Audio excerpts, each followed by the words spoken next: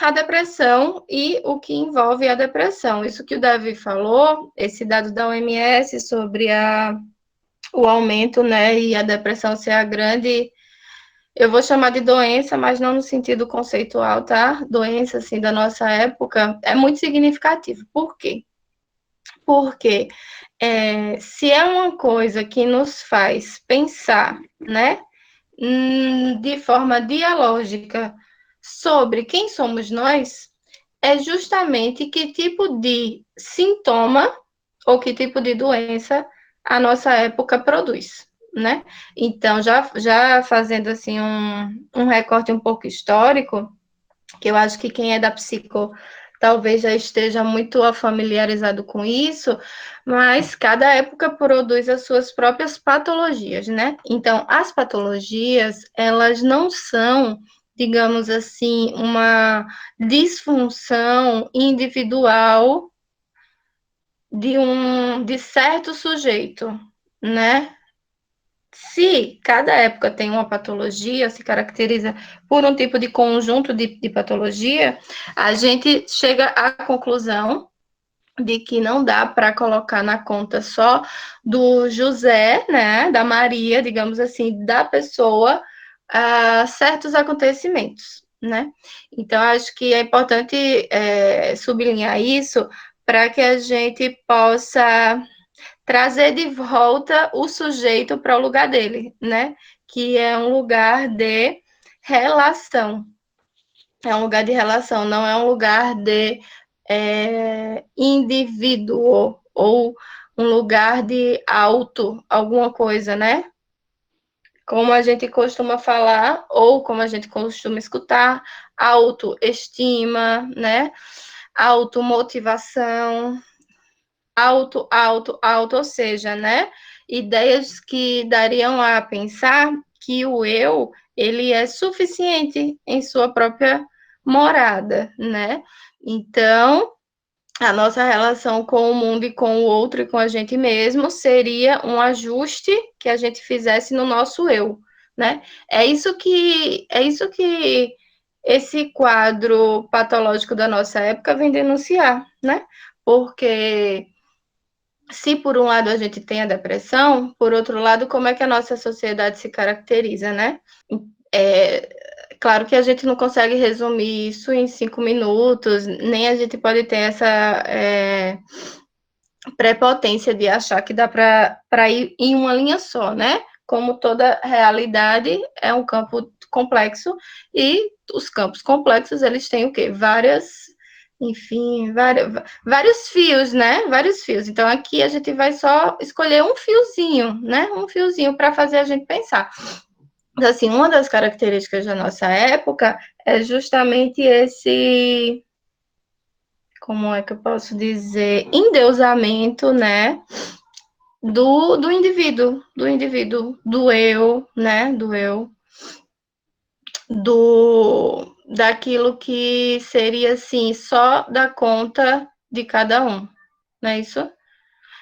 Muitas das discussões que a gente tem hoje e das demandas no consultório também é um pouco em sintonia com essa ideia de que se o meu eu tiver extremamente ajustado ao que se pede, né, as demandas, enfim, que cada um tem na sua vida, aí sim eu encontraria a tal da felicidade, que é um dos ideais dessa sociedade dos indivíduos, né? Então, eu acho muito interessante sempre que a gente estiver conversando e falando sobre sintomas, sobre patologias, psicopatologias, a gente jamais vai poder deixar de falar sobre o social, né? Que aí o tema que vocês fizeram para mim, né? Imposições sociais, eu acho que traz um pouquinho essa perspectiva, né? Não tem como a gente falar de depressão sem considerar o lugar que esse sujeito nasceu e se desenvolveu, né? Para vocês, a princípio, essa conversa pode parecer um pouco óbvia, né? Porque estudante de psicologia E psicólogos, em geral, possuem uma certa abertura, né? Então, assim, as pessoas vão fazer psicologia, geralmente são pessoas um pouco mais abertas, geralmente. Então, assim, aberta às possibilidades e à complexidade, né, da vida. Então, não, vamos falar sobre o social, sobre a sociedade, né? Mas tem uma mensagem que está, digamos assim, incluída, né, nos outdoors por aí, que não considera isso, sabe? E por isso que essa conversa não é tão óbvia assim. Não é tão óbvio assim, porque quando você se olha no espelho e você considera de que tudo ao seu redor só depende de você, né? Então, assim, aquele emprego dos meus sonhos, terminar a faculdade em tempo recorde, a minha meta de ler 10 livros por semana. Então, assim, só depende de mim, né? Se eu estiver bem, se eu estiver bem comigo mesmo, eu vou conseguir. Né? É uma relação consigo mesmo muito produtivista, né? Então, a gente fala desse campo social, achando que é um pouco óbvio, mas eu sinto que em muitos discursos isso vem como sabe, um confeito, um pirulito, assim, um docinho, um brinde, né? Não, o social é importante, sim, né? Mas como se fosse assim um anexo, uma coisinha que, né? Então, eu acho que a gente tem que resgatar essa ideia do quanto o social ele está, digamos assim, articulado a nossa própria maneira de enxergar nós mesmos, né? E a enxergar o outro. E não só como um floreado, assim, de dizer que é importante, né? Mas de levar isso um pouco a sério. Por conta do que isso produz, né? Então, assim, pensando nessa parte do social, enfim, vão ter vários autores, né, que a gente vai poder pensar, mas para conversar com vocês, eu reli um textinho desse livro aqui, que é A Sociedade do Cansaço, que é do Byung-Chul Han. Ele já está bem pop, né? Ele já está bem conhecido, acredito que boa parte de vocês já ouviram falar, esses livrinhos, ele tem uma série de livrinhos assim fininhos, e nesse da Sociedade do Cansaço, ele fala bem mais diretamente sobre a característica dessa nossa época. Então, ele vai falar assim, ele vai falar que no século XX, a gente se organizava em torno daquela ideia da sociedade disciplinar, que quem trouxe até e formalizou foi o Foucault, né? Então, a sociedade disciplinar do século XX era aquela sociedade institucional. Então, a gente tinha quais as instituições, né? A gente tinha os hospitais, os asilos, as prisões, como instituições disciplinares, né? Então, o que media o normal e o patológico era justamente essas instituições, né? O manicômio, né? Que hoje não existe mais tão forte quanto antes. Então, essa sociedade disciplinar, que sujeito era que se produzia nessa sociedade disciplinar? Se produzia o sujeito da obediência, né? Por quê? Porque a sociedade disciplinar ela era baseada na ideia da disciplina e do dever, né? Então, como se deve ser, né? Você deve estar obediente às regras ali impostas, digamos assim. E aí, no século XXI, o Byung-Chul Han, né? Ele vai falar que a gente faz uma passagem dessa ideia da sociedade disciplinar para uma sociedade do desempenho. Então, se a sociedade disciplinar, ela produz esse sujeito da obediência, esse sujeito disciplinado, né? A sociedade do desempenho, ele vai produzir um sujeito do poder. É mais ou menos assim, yes, we can, sabe? A gente pode, a gente pode. Então, a ideia de dever é substituída pela ideia de poder, né? Então, o que na prática, né, a gente pode trazer para bem próximo da gente, né? Se a gente pensa num adolescente assim, que está indo, né, mais ou menos bem. Não tem uma ideia que se pode tudo, assim, ou quase tudo, ou que se quiser mesmo, pode mesmo, assim, dá para ir para o Japão, dá para ir, né, dá para fazer tudo. Se tem essa ideia nessa sociedade, e aí outras coisas também aparecem. Por exemplo, a ideia do sujeito, de projetos, de motivações e de sujeitos que ah, ele faz uma substituição que eu achei engraçada. Ele diz assim: no lugar de prisões, manicômios, a gente vai encontrar academias fitness, shopping centers, sabe? É outra coisa que está regulando aí o social, né? Não é mais essa ideia disciplinar. E aí, nessa passagem, cada sujeito é como se fosse senhor de si mesmo.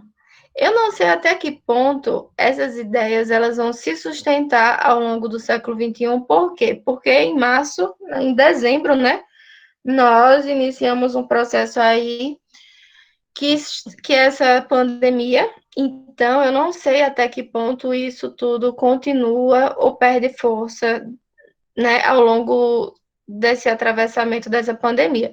Mas digamos que até a pandemia, essa ideia era vigente, né? A ideia de um sujeito autônomo, né, possuidor, assim, do poder sobre si mesmo. Então, as empresas trabalham com isso. Por exemplo, tu entra numa empresa, a ideia é que você pode crescer lá dentro, só depende de quem? De você, né? Depende de você. Então, assim, se a empresa pede X, você faz X na sociedade disciplinar.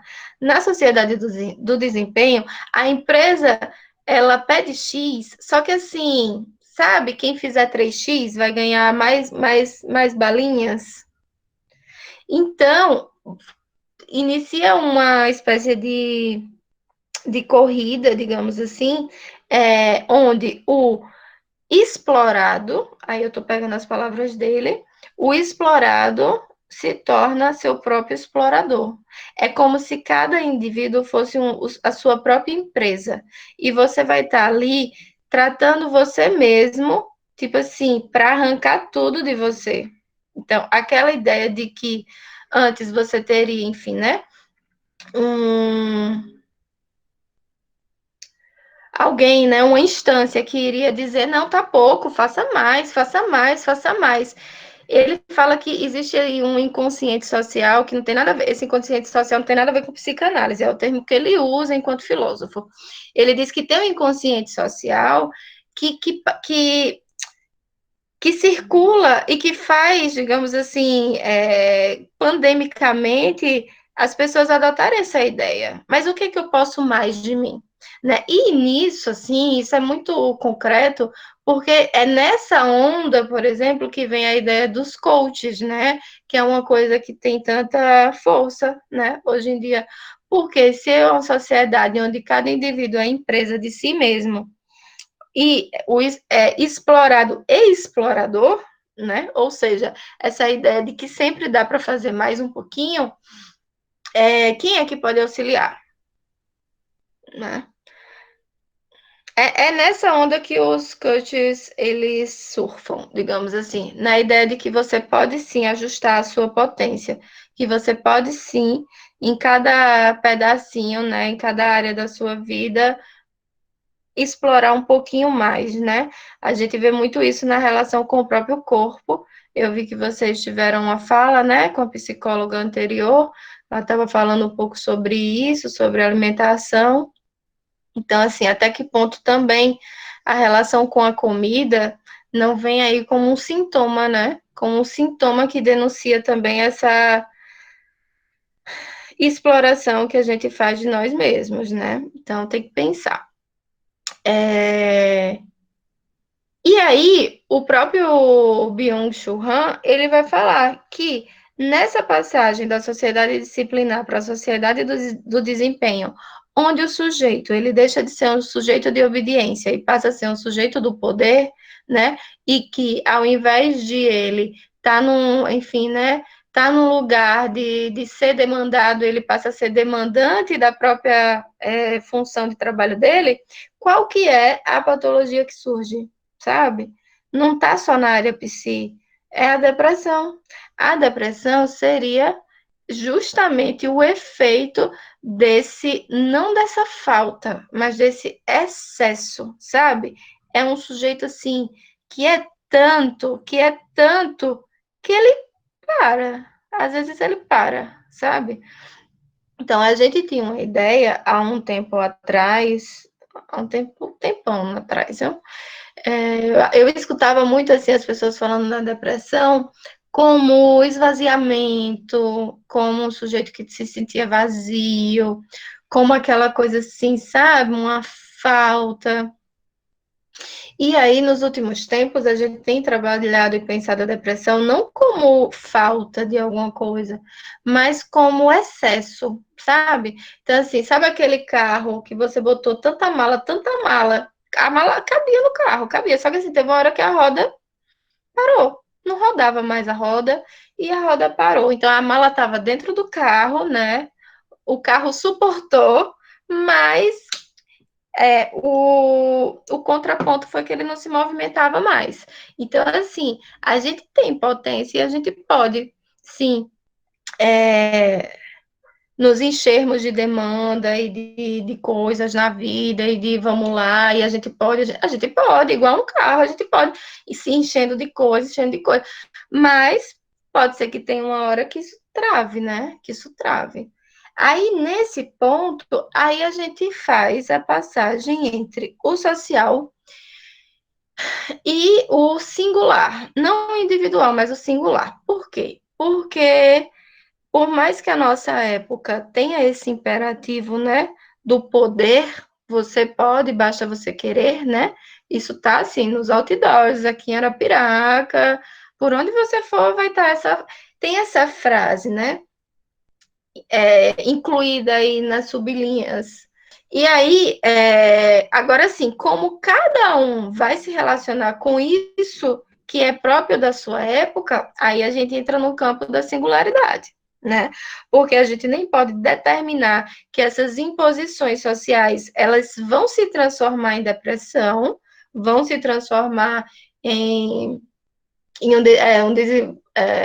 em fatores agravantes, digamos assim, Uh, por quê? Porque aí entra o fator que é pessoa a pessoa, né? Então a gente vê o quê? A gente vê que estatisticamente na nossa época tem esse dado, né? Que nos diz o seguinte: tem muito mais depressivos, né? Como é que isso é catalogado, né? Isso é catalogado de alguma maneira, né? Então tá registrado, né? Isso tem a ver com a nossa época. Agora, a gente entrar no contexto clínico, a gente entra no contexto singular. Por quê?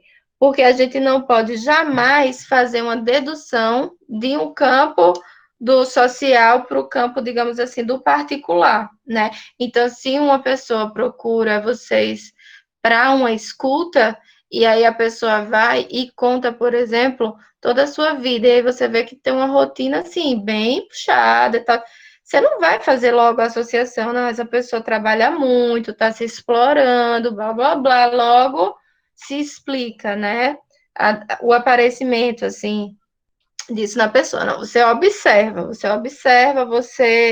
toma nota. Mas na clínica a gente não pode concluir rápido demais, né? Então, escutar um sujeito é justamente se livrar da pressa de concluir rápido demais, né? E, enfim, e dar oportunidade de fala para o outro, né? Porque se escuta alguém, é importante que se escute o que o outro fala, né? Então, se a gente já tem a caixinha montada antes, quando o outro falar, o que, é que a gente vai fazer? A gente vai pegar o que ele está falando e colocar nas nossas caixinhas, né? Então, assim, tem que ter esse cuidado muito grande no campo da clínica, né? Então, assim, na psicanálise propriamente dita, o que seria a depressão, né? A gente tem essa consideração que todo sujeito é sujeito em sua época. Isso Freud falou. Acho que a frase do Freud, uma das frases que eu mais gosto de Freud, é que ele fala assim: toda clínica é uma clínica do social. Por que eu gosto tanto dessa frase? Porque no meu período de graduação, eu era muito, nós, né, nós estudantes, a gente era muito atormentado pela ideia de que existia a psicologia social e a psicologia clínica. E era uma briguinha, sabe? Como se fosse assim, o do social pensa no coletivo, e o psicólogo clínico só quer saber do individual, só quer saber, assim, da coisa, né, dali do consultório, das quatro paredes e tal. Aquilo me incomodava de um jeito, assim, só que eu tava verdinha ainda e na graduação a gente vai fazendo uma espécie de. Vai engrossando um pouco o nosso caldo, né? A gente chega ralinho, né? Aí a gente vai engrossando. E ainda estava engrossando, não estava suficiente. Então, aí eu falando dessa separação, né? Que eu achava que, assim, era uma coisa da minha época, né? Eu já estava me achando meio velha. Eu disse, esse negócio de dividir a psicologia social e psicologia clínica como se fosse uma coisa do indivíduo. Depois que o meu caldo engrossou e que eu entendi que, né? Isso, na verdade, se explica muito mais pela história da psicologia do que pelo próprio conhecimento. Aí eu disse, ah, não, isso foi uma coisa da minha época, né? 2010, quando eu me formei, faz muito tempo. E aí eu fui para a docência e eu percebi que são noções que se reproduzem, sabe? Parece que tomam, tem uma dimensão assim de serem transmitidas, e aí você começa a fazer um grupinho, né, dos psicólogos sociais e o grupinho dos psicólogos clínicos, e muitas vezes, assim, a clínica, o psicólogo clínico, ele sofre um preconceito, né, como se fosse, assim, aquele que está preocupado só com o indivíduo, não está preocupado com a sociedade. E aí, o Freud, ele, com essa frase, ele resolveu para mim, sabe? Toda psicologia clínica é uma psicologia social por definição, porque não existe sujeito fora da sociedade, né? Mas aí, naquilo que é do conhecimento da clínica psicanalítica mais propriamente dita, a depressão, ela vai ser entendida assim, não exatamente como uma doença, né? Mas como um sintoma, né? E como todo sintoma, é sempre relacionado a alguma coisa que é carente de elaboração. Não sei se ficou ruim de entender, mas, tipo assim, o sintoma, ele não é a presença ou a ausência de uma disfuncionalidade, né? Então, desde Freud, na verdade, desde a fundação da psicanálise, a formação de um sintoma é sempre a formação de uma maneira de lidar com alguma coisa. Então, o que estaria em jogo, né, numa escuta psicanalítica, não seria a pressa de eliminar esse sintoma depressivo, né, mas seria a, a, a oferta, né, a oferta de um espaço para se construir o entendimento, que não é um entendimento apenas consciente, né? Não é uma coisa da consciência, mas que se permita emergir dados mesmo inconscientes, né? Do porquê e como aquilo se formou, né? Então, na clínica, assim, né? Com pessoas que chegam com sintomas depressivos, a gente tem que ter um certo tempo, né? Porque, assim, se aquilo foi parar ali, não foi à toa, né? Aquilo que eu digo assim, essa forma de se relacionar com o outro, porque no final das contas, o sintoma ele acaba mediando a nossa forma de se relacionar com o outro, né? Então, assim, aquela pessoa que está com um desenvolvimento, né, desenvolvendo uma depressão, como é que a gente vai notar isso? A gente vai notar na forma como ela se relaciona com o trabalho, pensando na fase adulta, né? A gente vai notar na forma como essa pessoa se relaciona com as pessoas, com a família, essa aceleração é como se ela fosse produzindo assim um certo desgosto, sabe, vai perdendo a graça, as coisas assim, ou a vida, e aí o sujeito vai se dando conta que não tem mais tanta graça, né? E aí isso ele começa a desacelerar um pouquinho. Tem os sintomas também corporais, então assim, é passível, né, de acontecer a perda do apetite, né? E o apetite aí, até metaforicamente falando, né? Aquela comida que não tem aquele gosto, né? Então, a perda do sono, a insônia, dores pelo corpo, né? Então, assim, é, pessoas, né, sujeitos que estão em um processo depressivo, numa posição mais depressiva, eles acabam sentindo incômodos corporais, né? Então, assim, não é uma coisa só da cabeça, né? Ah, não, a depressão está na sua cabeça. Não, é uma coisa que, como tudo que está na cabeça, está no corpo, né? Porque até onde se sabe, a gente ainda não conseguiu fazer essa separação. Então é isso, assim, né? Essa a graça que vai se perdendo. Então, eu acho que a gente tem que pensar um pouquinho nisso, né? E aí, o cuidado que a gente tem que fazer, né? Por quê? Porque a gente está numa época que as pessoas, elas, antes de procurarem um profissional, elas se consultam com o Google, né? E isso, assim, não é só na psicologia, isso é na medicina, isso é na cartomante, sabe? Todo mundo, assim, vai lá, dá uma pesquisada antes e para depois procurar o suposto especialista, né? Então, a preocupação grande é o seguinte, que quando se procurou o que é depressão, a gente, na internet, o conteúdo mais acessível, mais rápido, assim, são esses acometimentos, né? Essas descrições. Então, se você tem perda de apetite, insônia, falta, né, de energia, dores, tristeza profunda, é, enfim, falta de vontade de viver, né? E aí tem aquela listinha que a gente está tão acostumado, né? E é muito delicado isso, sabe?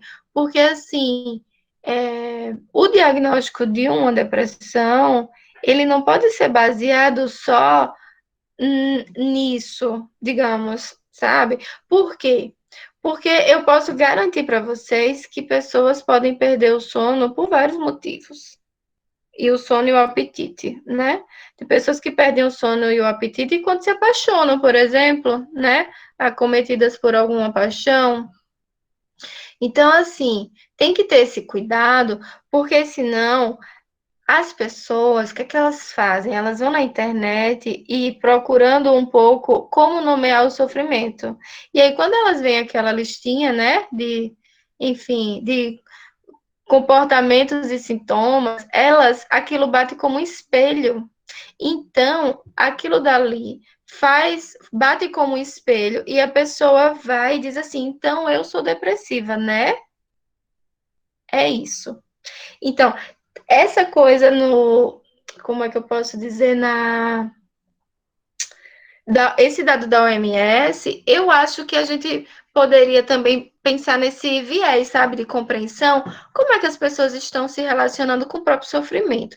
Porque nessa época da sociedade do desempenho, onde nós somos empresas de nós mesmos, é muito difícil falhar. E toda vez que a falha vem o quê? Vem a justificativa da falha. Então, se eu estou falhando, o que é que eu tenho? Então, muitos diagnósticos, eles vêm para cumprir essa função. Então, doutor, eu não estou conseguindo trabalhar porque eu tenho depressão. Opa, para quem está na clínica, sinal, né? Sinal de atenção. Por quê?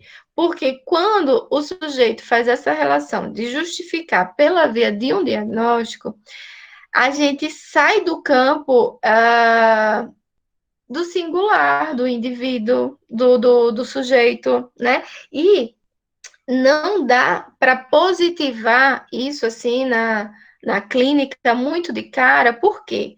Porque senão a depressão fica sendo aquela muletinha que a pessoa vai usando, né? Vai usando por quê? Porque acha que a pessoa é depressiva, né? Então, se você for escutar as pessoas, elas chegam muito assim com essa espécie de diagnóstico como uma qualidade do ser, né?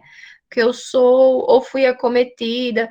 Então, todo o processo é de fazer uma depuração, né? Mas o que é que a famosa pergunta do Freud, né? Mas o que é que você tem a ver com isso? Porque senão a gente para na justificativa. Não, eu sou assim porque a minha época é assim, né? Os fatores sociais me levaram a isso. E aí a gente fica numa posição, ao invés de ser uma posição de transformação, a gente entra numa posição de queixa. Pessoal, assim, eu só sou assim porque a sociedade impôs, sabe? Então, assim, vamos lutar para mudar a sociedade. E a minha única esperança de me livrar um pouquinho disso é se a sociedade mudar. Aí vocês vejam o problema, né? Que a gente tá. E esperar que a sociedade inteira mude. Como isso foge do campo, assim, de uma pessoa, né? É um movimento muito complexo, assim, desde a antiguidade, né? Desde os gregos. Teve Jesus Cristo que passou, teve os impérios, né? Tiveram os reis, agora está nessa fase de presidente, que a gente nem sabe para onde vai. Então, assim, é muito esperar que a sociedade todinha mude para mudar, sabe? Então, tem que ter esse cuidado, né? De fazer nessas correlações. Por quê? Porque seja lá na antiguidade clássica, seja no século XXI, que é onde a gente está, até agora o mundo não acabou, né? A gente também não sabe se vai ter século XXII, mas seja no século XXI, assim, tem imposições que vêm de fora, né? A gente nasce assim com um conjunto pronto. Agora, o legal, né, da aventura é ir descobrindo formas de lidar com isso. É isso, vai descobrindo o que é que a gente pode fazer. Porque assim, estão dizendo que eu tenho que produzir, produzir, produzir. Mas e aí? Eu simplesmente me colo nisso e reproduzo isso? Ou dá para eu lidar com isso de outra maneira? Né? Então, esses dados, ou quando a gente vai para o campo do social, tem que fazer, tem que ter esse cuidado de a gente não pegar o social também como moleta, né? Como uma coisinha que a gente vai assim se apoiar se esconder, né? E, enfim, e usar como um bloqueio, assim, um negócio que você bota na frente. Isso, assim, que tá aqui, sabe? E aí tá te protegendo, um escudo, né? Um escudo. Não, eu sou assim porque a minha época é assim, um escudo.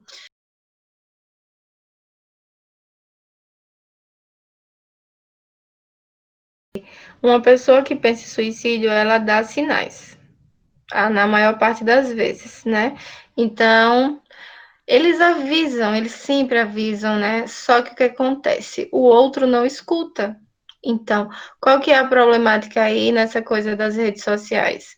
É que como a gente está numa época em que o outro não escuta, né? A gente vai formando esse padrão, né? Se até as mulheres, tadinha de nós, né? Que para ser bonita agora tá. Você vai numa, sei lá, numa clínica aí, é o nariz, é a bochecha, não sei, eu não entendo muito não, mas assim, tem uma simetria que você bota no rosto, e se você pegar 10 Instagrams, assim, de mulheres muito bonitas, você vê, assim, que é difícil para achar a diferença entre um e outra, né? Então, assim, tem essa coisa de você se apresentar nas redes sociais como o outro espera que você seja, né? Então, assim, o que é que o outro está demandando nessa sociedade de desempenho? Não é feliz, sempre produtivo, sempre muito. Então, assim, as pessoas, elas, é isso que se posta. Agora, na vida, digamos assim, offline, é possível que essas pessoas que, enfim, né, pensam ou chegam a cometer tentativas de suicídio, elas tenham dado avisos, né? Então, o que é que a gente tem que pensar? Tem que fortalecer as redes, digamos assim, quem está em volta? Quem está em volta da gente, sabe? Com quem que eu converso, né? Até hoje em dia, assim, é difícil fazer essa separação de virtual e real, né? Eu, que, enfim, já nasci há mais tempo que vocês, eu ainda faço. Mas uma pessoa que está nascendo hoje, eu não sei se ela vai fazer muito essa distinção entre vida real e vida virtual, né? Que é um negócio, assim, que está muito misturado. Então, assim, mesmo que sejam relações virtuais, no sentido de mediadas, né, ou pelas redes, mas com quem que você pode conversar? Que você pode, assim, não estar só respondendo a esse ideal, né? Porque sempre tem alguém assim, uma pessoinha. Agora, essa pessoinha está disponível, né, para te ouvir naquela hora? Porque senão a gente cria a ideia de que a gente tem que fazer diagnóstico pelo Instagram. A pessoa não deu indicativo, então eu não vi a pessoa, como se a única forma de ser visto fosse pelo Instagram, né? Então tem que Tem que se atentar a quem está por perto. Quais são as pessoas com que a gente faz troca no nosso dia a dia? A gente faz troca com quem está aí, né? Aqui na telinha, e a gente também faz troca assim, quando a gente acorda, né? Tem alguém em casa que a gente conversa, ou a gente mora só e a gente tem um porteiro que a gente dá bom dia. Como é que é esse circuito, né, da relação de cada um? Porque eu digo a você, nesse circuito, possivelmente alguém que tenta se matar já avisou. Só que às vezes não se escuta, né? Agora, claro, pensando o suicídio como uma coisa muito ampla, né? Vai ter pouquíssimas exceções que são os verdadeiros suicidas, que talvez sim, esses não deem nenhum rastro. Mas esses, eles assim, é outra estrutura, né? Agora, a grande maioria das tentativas, eles avisam, né?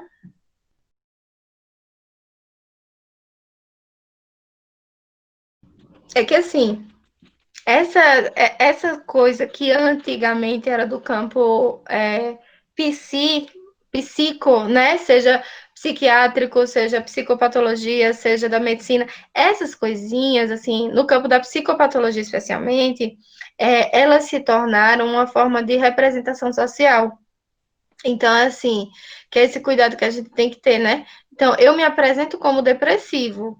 Isso não tem nada a ver, às vezes, com a depressão em si, mas são pessoas que querem ter o direito de se colocarem na cena pública, né, ali na sociedade, como alguém que é isso ou é aquilo. Então, assim, isso está no campo dos autismos, isso está no campo do TDAH, né, especialmente do déficit de atenção. Então, assim, a gente tem até movimento organizado para reconhecer que, que pessoas podem se representar a partir disso, né? Então, eu diria que, no caso que a Jaciele falou, né, é essa pessoa que vai, faz o teste e posta e diz assim, olha só o que eu sou, né? Ela está dentro desse movimento que transformou diagnósticos clínicos em, em como se fosse assim, uma roupa, entendeu? Que a gente veste, que a gente se representa a partir disso.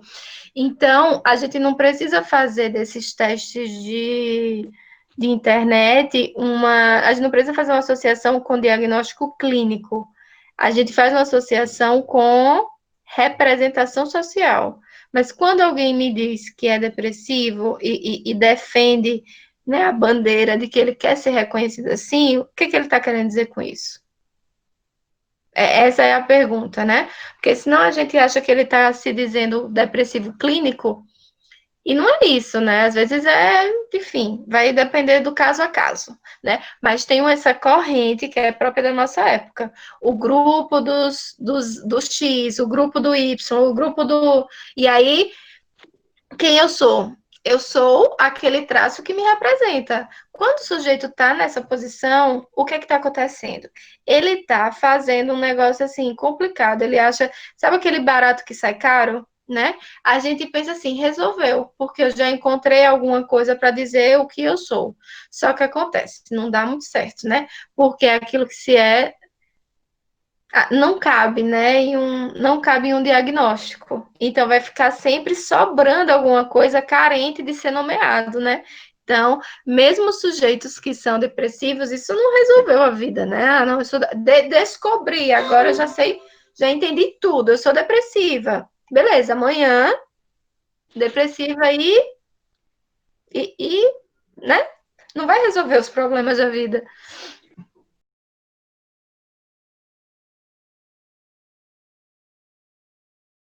Calma. Eu Exato. começaria pedindo calma, né?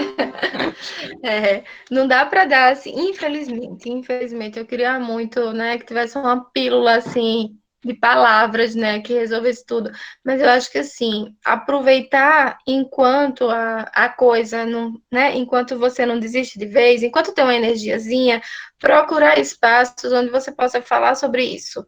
E eu não estou fazendo propaganda de terapia, não precisa ser necessariamente na terapia, sabe? Porque, assim, muitas vezes o desespero, isso que se sente, né?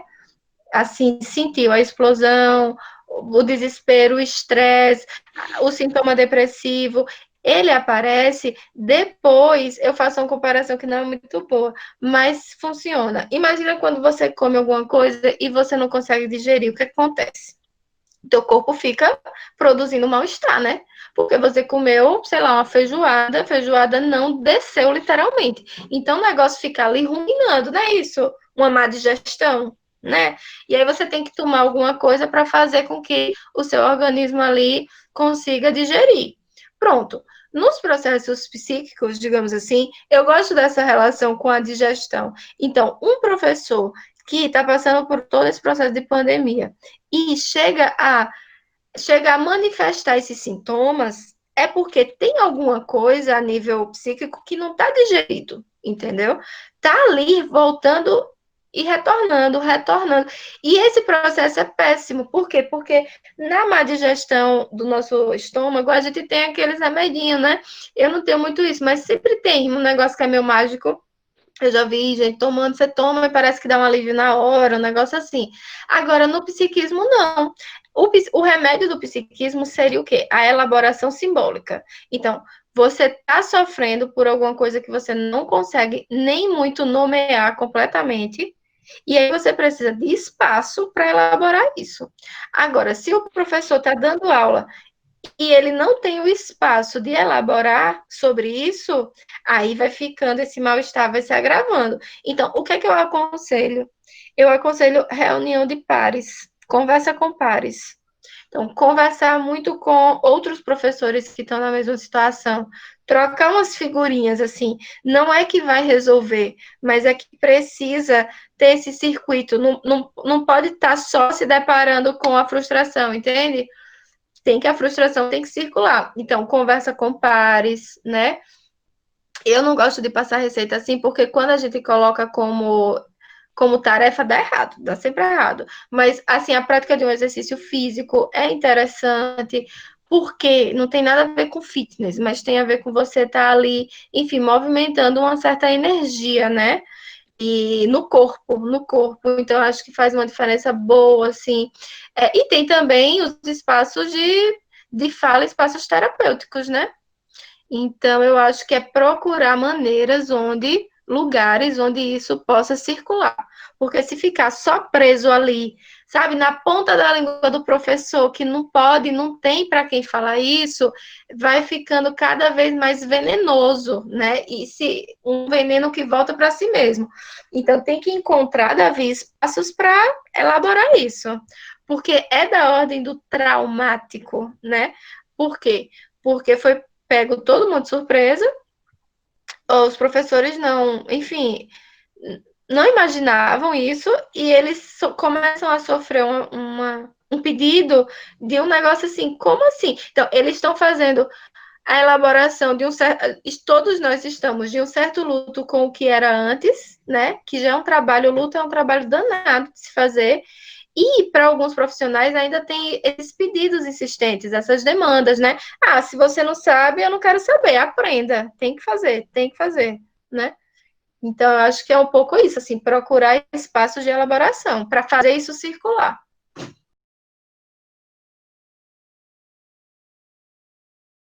E vai dar ruim, né? Não vai dar muito certo. Porque, assim, o álcool, ele pode ser um instrumento, sabe aquilo que eu estava falando, de tapar, né? Um escudo, de fazer você evitar o contato com aquilo que te faz sofrer. Então, assim, não importa tanto para o psiquismo qual é que é o objeto. Uhum. Pode ser álcool, pode ser drogas, pode ser um relacionamento, pode ser academia fitness. Tudo que a gente coloca como substituto, como sendo assim, um escudo para não fazer a gente entrar em contato com a gente mesmo, vai dar ruim. Não vai dar muito bom. Vai dar ruim. Então, quando eu coloco um diagnóstico assim, sou depressiva, para evitar pensar na minha vida, vai dar ruim, sabe? Agora, o álcool tem as suas particularidades, assim como as drogas, assim, não comparando, né? Mas tem o álcool e drogas, por quê? Porque é uma substância, né? Então, vai fazer o que? Alterações a nível do teu corpo, né? E aí, enfim, aí a gente entra aí num mar de possibilidades, né? De claro que uma pessoa que bebe é diferente de um alcoolista. Alcoolista já tem diferenças entre si, dependendo do nível, do estágio, da idade, né? Então não é muito bom generalizar.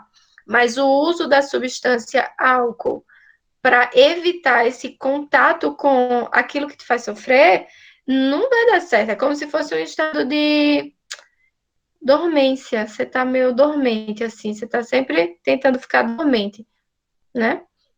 Então, dependendo da possibilidade do sujeito, né? Essa dormência, o sujeito desperta e funciona, né? Vai para o trabalho, se relaciona, estuda. E em casos mais graves, assim, quando volta, você ingere novamente porque não suporta muito ficar fora desse estado de dormência, né? Digamos assim, de ficar como se estivesse assim, não estou em contato com a realidade. Tão difícil que é para mim, né? Então, o uso do álcool ele vai depender do nível de dificuldade que o sujeito está de se deparar com ele mesmo e os outros.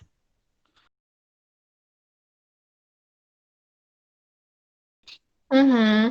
Assim, pensando assim, a nível dinâmico, é, eu não sei onde é que, não sei se seria proveitoso uma discussão onde é que começa, se o álcool causa depressão ou se a depressão causa o alcoolismo, né? Eu acho que isso a gente entra no campo, talvez, do particular. Uma pessoa que estava em estados depressivos e descobre o álcool como uma forma de lidar com isso. Tem a ver, depressão e alcoolismo, tem a ver. Mas aí, quem veio primeiro? Ou outra situação de uma pessoa que nem estava num quadro depressivo, mas começou a entrar nisso e começou a desenvolver uma dependência física. E aí, essa dependência física do álcool, ela não foi muito bem reconhecida. E isso começou a alterar a relação com o namorado, com a namorada, com o trabalho, com o chefe. Ele começou a chegar atrasado no trabalho, e sabe? E aí isso vai, opa, peraí, daqui a pouco eu acho que eu não dou conta mais e eu paro, né? Eu paro, estaciono. Então tem a ver sim, mas não tem como a gente dizer ou classificar, é, padronizar quem começou primeiro. É possível os dois casos. O que começa o quê, né?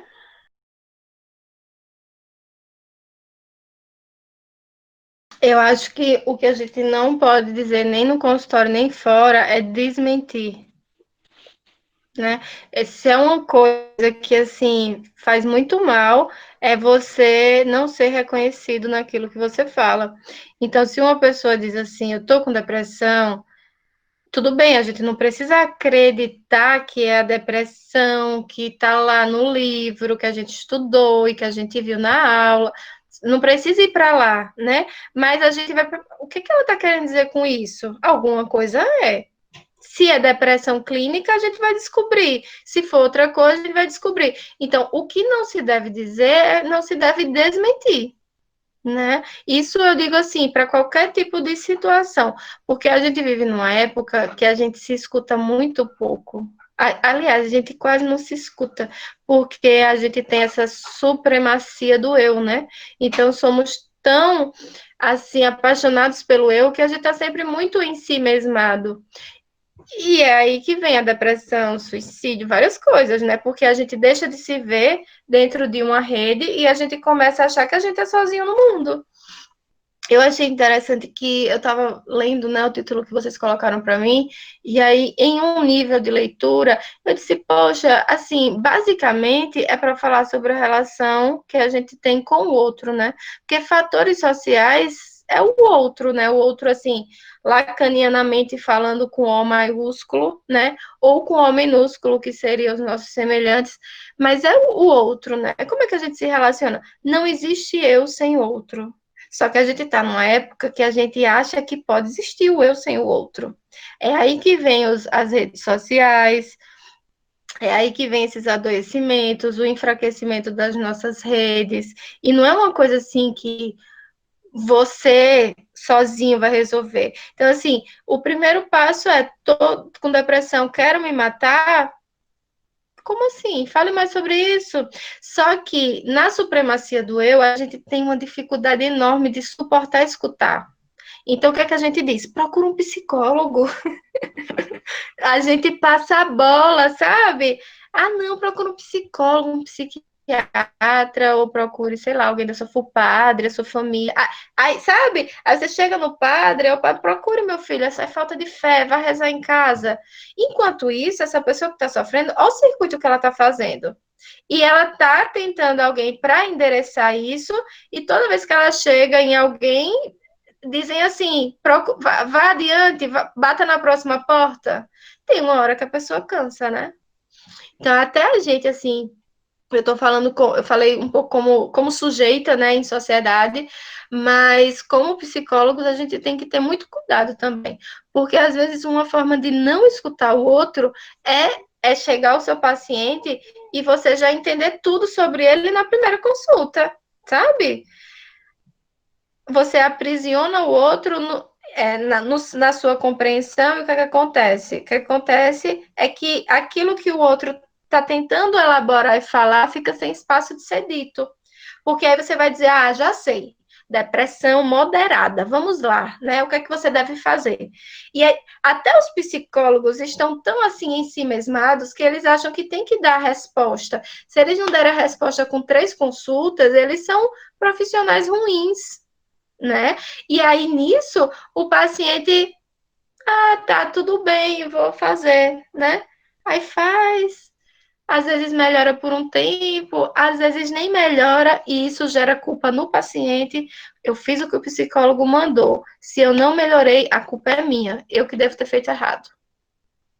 Então, a gente tem que ter muito cuidado, porque escutar o outro, às vezes, é literalmente escutar o outro. Não é assim dizer o que ele tem que fazer.